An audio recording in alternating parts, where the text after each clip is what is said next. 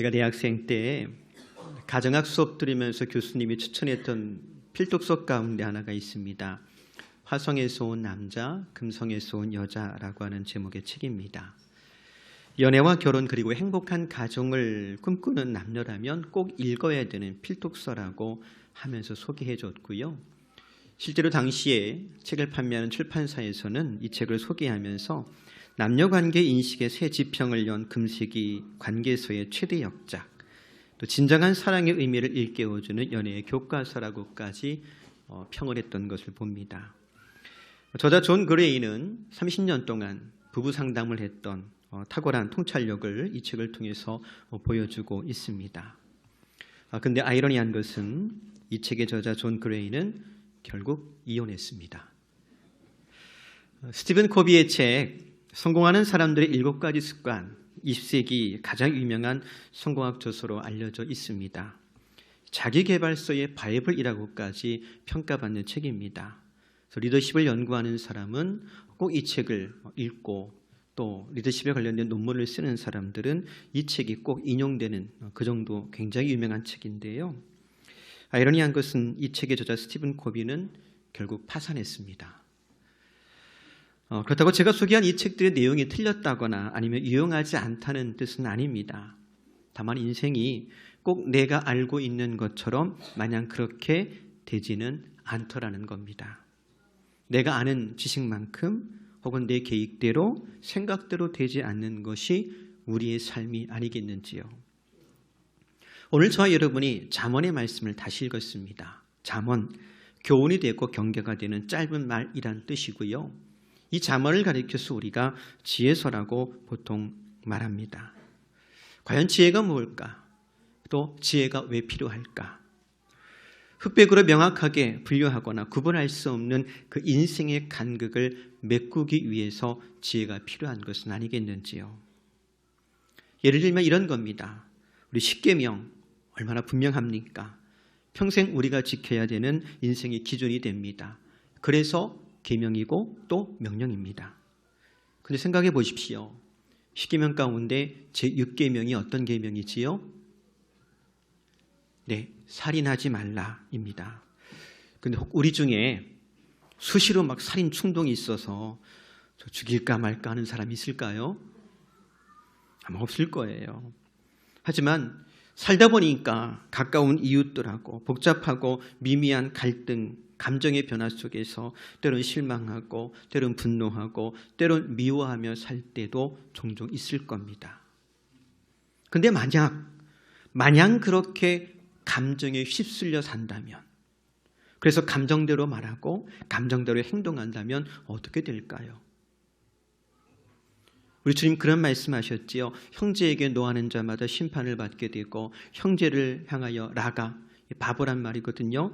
욕하는 자는 공의에 잡혀가게 될 것이고 미련한 놈이라고 하는 자는 지옥불에 들어갈 것이라고 하셨는데, 만약 내가 감정에 휩쓸려서 감정적으로 혹은 그 부정적인 감정 때문에 살아간다면 정말 주님 말씀 이 책만 피해갈 길이 없을 거예요. 그래서 내 안에 쌓이는 부정적인 감정들은 어떻게 해야 되겠어요? 빨리빨리 털어내야 되겠고요.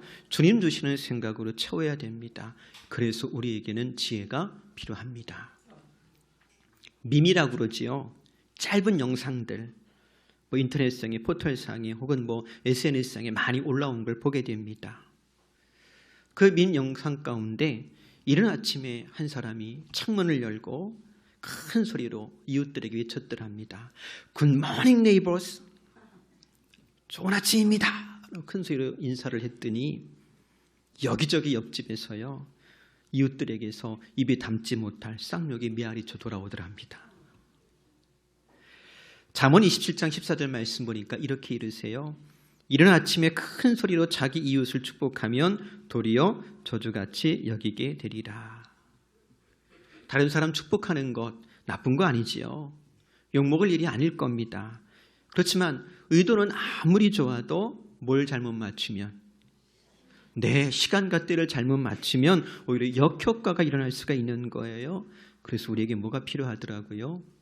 지혜가 필요한 거예요. 하나님도 분명 우리에게 지혜가 필요한 것을 아시기 때문에 십계명 같은 선명하고 분명한 기준도 주셨지만 우리에게 잠언 같은 말씀을 허락해 주시어서 지혜를 얻게 하시는 줄 압니다.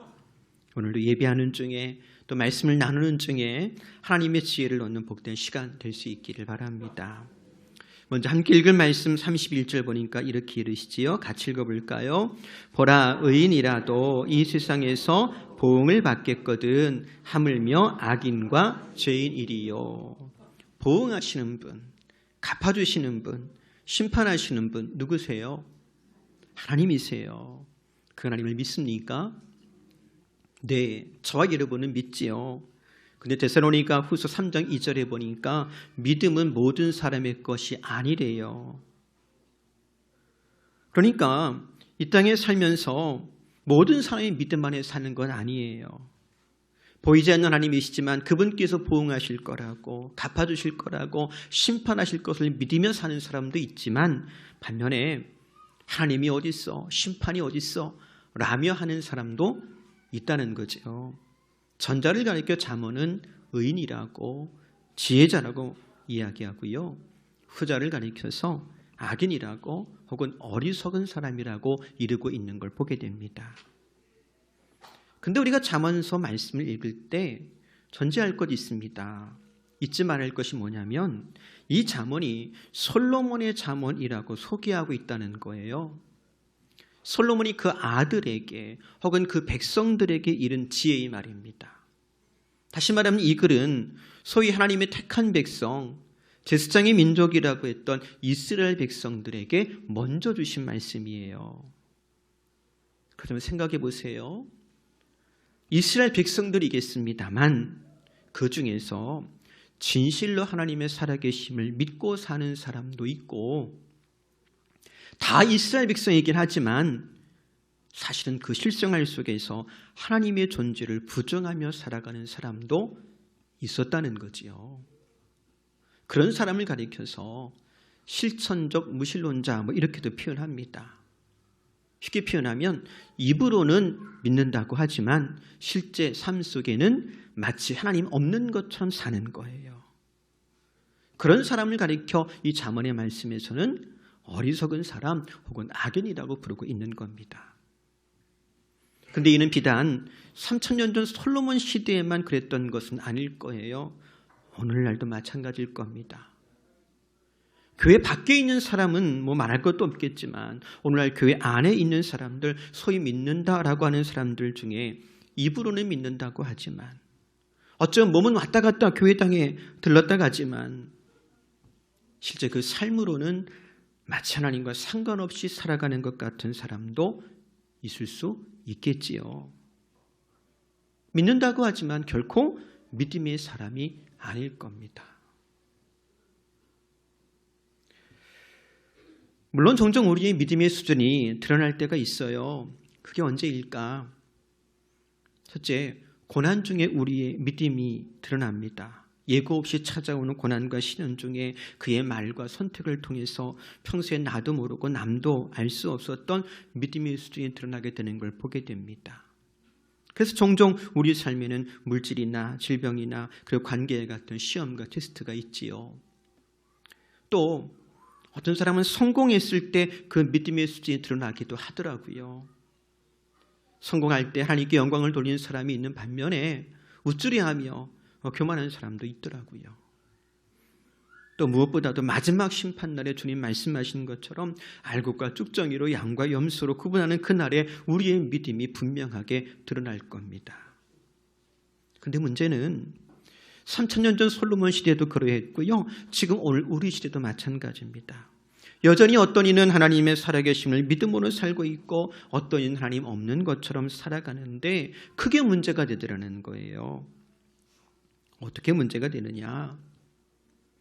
혹 우리 중에 만약 어떤 사람이 믿는다라고 하지만 마치 하나님 없는 것처럼 살아가면 아마 그 사람 굉장히 우리가 안타깝게 바라보겠지요.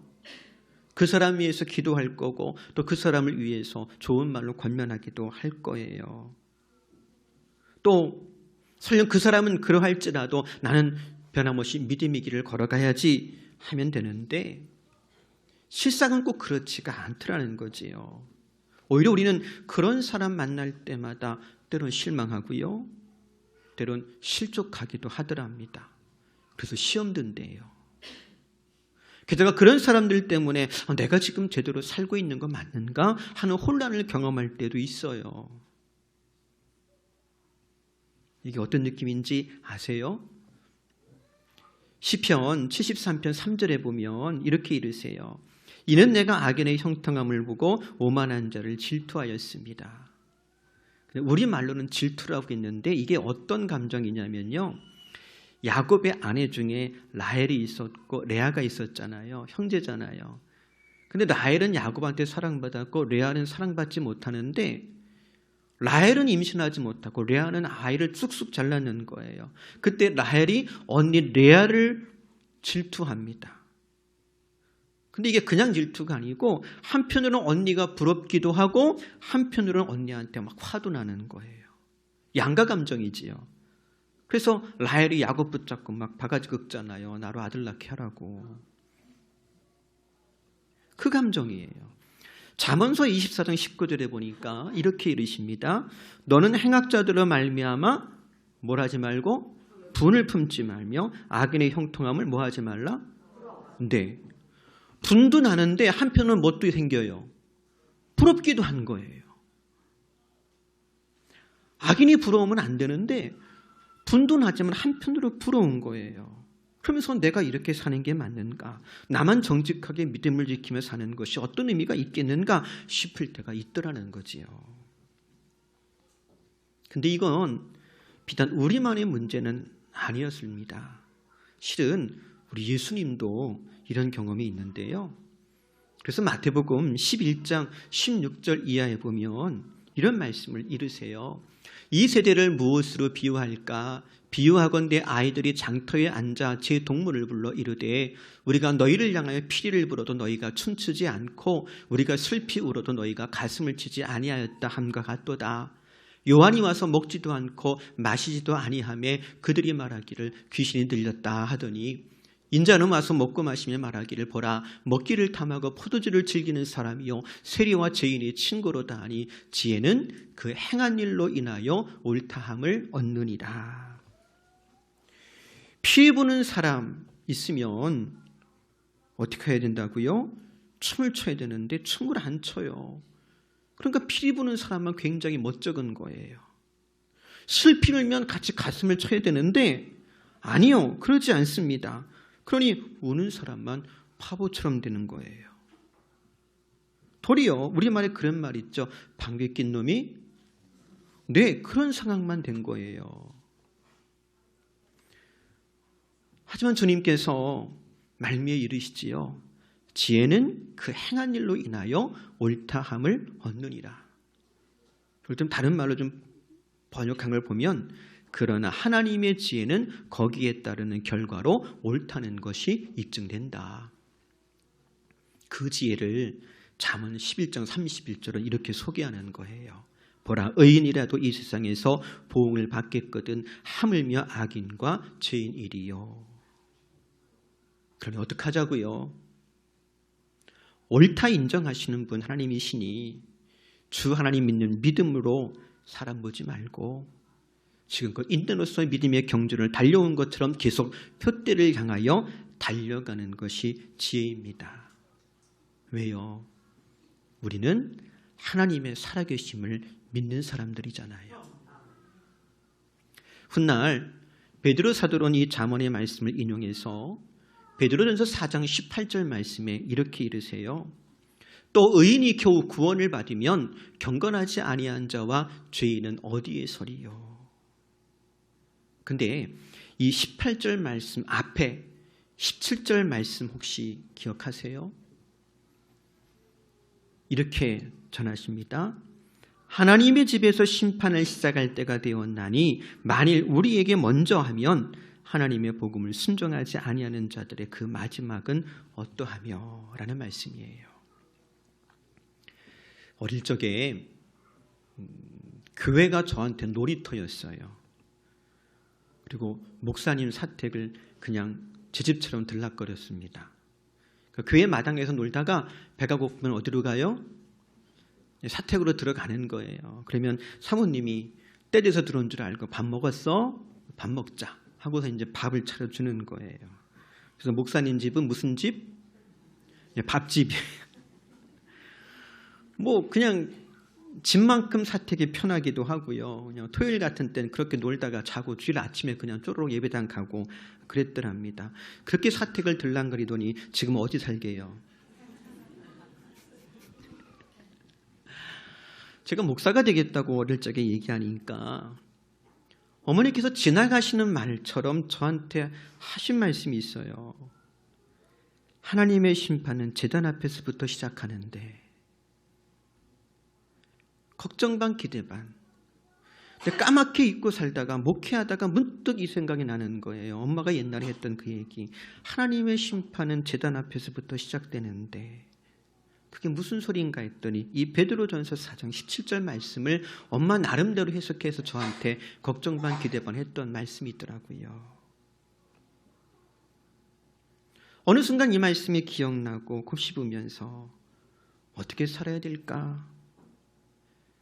실족하게 하지도 말고 실족하지도 말며 살아야 되겠구나. 하나님은 다 아시는데. 그리고 묵묵히 믿음의 길 걸어가야 되겠구나.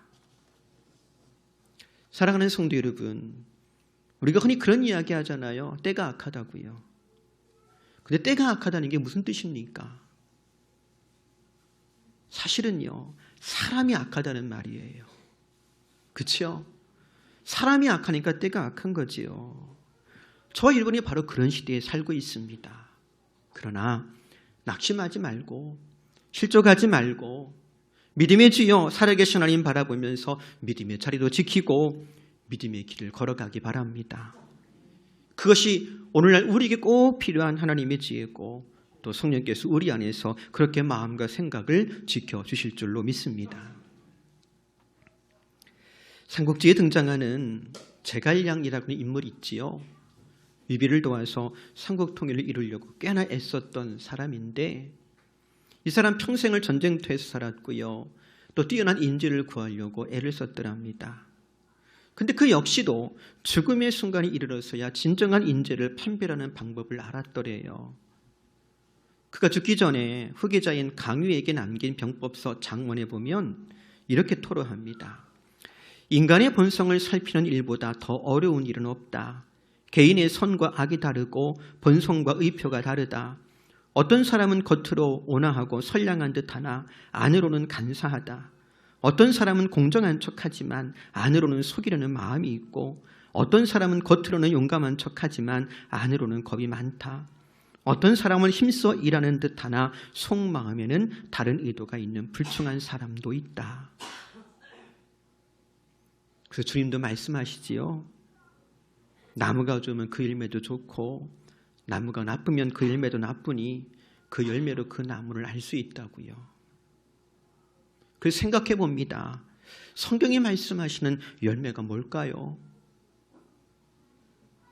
열매 그러면 우선 성령의 9가지 열매도 생각이 나고요. 아마 우리의 말과 행실도 열매가 될 겁니다. 맞아요. 근데 성경이 말씀하시는 열매의 특징이 있습니다. 뭐냐면 열매는 밖으로 드러나는 거라는 거예요. 결국 눈에 보이는 증거가 되더랍니다.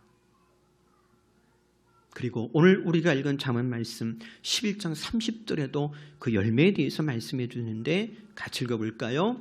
의인의 열매는 생명나무라 지혜로운 자는 사람을 얻느니라. 왜 생명나무라고 그랬을까? 생명나무가 가리키는 것이 무엇일까? 뒤에 이어지는 말을 보니까 사람이란 단어가 등장하잖아요. 아, 의인 열매는 사람인가 보다. 그래서 다른 성경 번역 보면 아예 그냥 친구라고 번역을 해놓은 번역도 있더라고요. 근데 여기서 말한 생명나무는요, 단순한 사람, 친구 정도가 아니고요. 실은 집이에요. 집. 어떤 집이냐? 여호수아가 이스라엘 백성들 앞에서 고별 설교 마지막에 나와 내 집은 오직 여호와만을 섬기리라. 말했는데 그때 말하는 집이에요. 더 정확히 표현하자면 여호수아의 자녀들 혹은 후손들입니다. 여호수아는 그가 일평생 하나님을 경외함으로 살았기 때문에 그의 자녀들 또한 하나님을 경외할 것임을, 그리고 그렇게 그의 후손들에게 책임 있는 아버지의 역할을 할 것을 백성들 앞에서 선언했던 거예요. 이것이 여호수아의 평생의 열매입니다. 보세요. 여호수아가 정말 열일했잖아요. 정탐꾼으로 40일 동안 가나안을 정탐했고 모세의 수종드는 사람으로 함께 시내산에 올라서 40일씩 금식하며 하나님의 돌판을 받아 가지고 내려온 일을 2번씩이나 했고요. 장군이 되어서 아말렉과 전쟁할 때 앞장섰습니다. 모세가 죽은 이후에는 이스라엘 백성의 지도자가 되어서 가나안을 정복했더랍니다. 근데 그가 행한 그 모든 것이 열매가 아니라 그 많은 섬김과 수고와 봉사, 그리고 때로는 생명을 걸고 행했던 그 모든 일의 열매는 주님만 섬기는 우리 집, 주님만 섬기는 우리 자녀들, 그게 여호수아의 열매였던 거예요. 그래서 백성들 앞에 내놓는 거예요. 나와 내 집은 오직 여호와만을 섬길 것이다. 그리고 오늘 우리 가정에도 여호수아와 같이 하나님을 경외하는 부모가 있기 때문에 오직 주님만을 섬기는 믿음의 자녀들이 세워지기를 축복합니다. 이것이 이 혼탁한 시대에, 그리고 힘겹고 어려운 시대에 우리가 여전히 믿음을 지키며 살아가는 이유입니다.